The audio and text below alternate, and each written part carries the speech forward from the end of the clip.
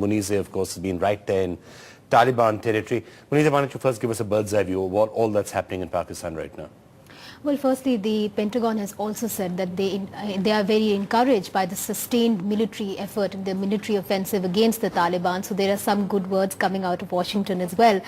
Now, the latest offensive that we are going to see in the next few weeks or coming months is going to be in South Waziristan, which is a stronghold of Baitullah Mehsud. He's one of the most wanted men in the world right now and is also accused of assassinating Benazir Bhutto and of many bomb attacks inside Pakistan.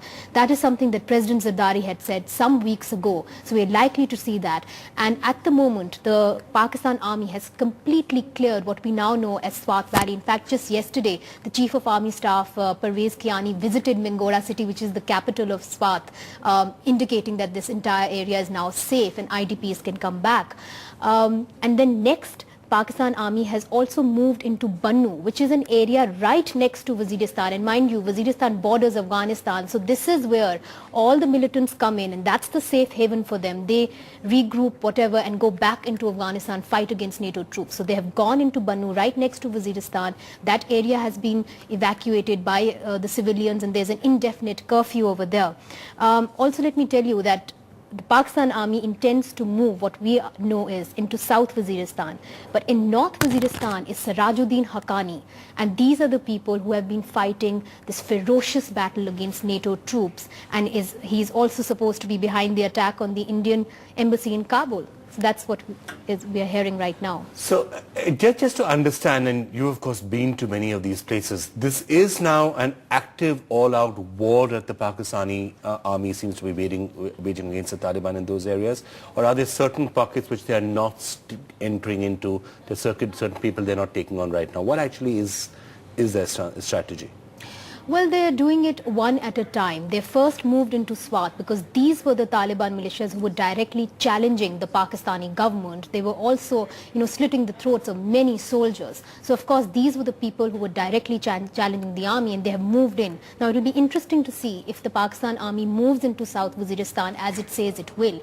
And then will they move into North Waziristan where Haqqani is? And that is really the litmus test, because for America, it is absolutely important that the Pakistan army moves against the Haqqanis. So that's what the Americans are saying. You got to clean this entire area. You got to move into northern Waziristan as well, not just stay in some parts and take on. Well, that's actually what many of the Indian government is also saying. You got to take on everyone, not just attack some militants and not the others. That's right. And what about the militants in South Punjab? These are the militants who are anti-India. What about them? Are they going to be cleaned up as well? These are people like Hizbul Mujahideen and Jamaat Hafiz Furqan. Saeed, obviously, at the Murid K complex and so on and so forth.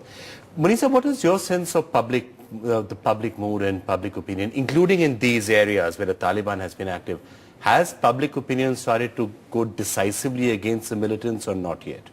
Well, I think that the public opinion was always against the militants. What happened during Musharraf's regime was that there was not a political opinion, or there was not a political consensus, because Musharraf really was not in touch with the public, simply because he didn't have the means to be in touch. He didn't have politicians. What the politicians have done is that they have actually passed a legislation. They've passed an ordinance saying that we support this military operation. So there's a lot of political clout behind it. And at the same time, these Taliban have been extremely cruel to the local residents in this area. They've burned schools, they've slit throats, they've had floggings. So there is no sympathy for them, and there never really was sympathy for them to begin with.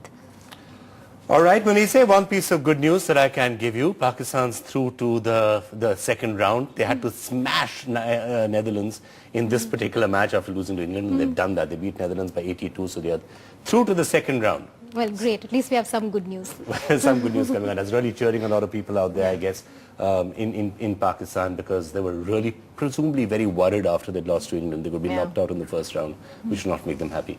So Australia knocked out, but Pakistan is through to the second round, as in fact as India. And let's see if the two sides end up meeting in the semi-finals or the finals. Who knows? All of that could happen. Munisa, thank you so much for joining us. Thank you very much.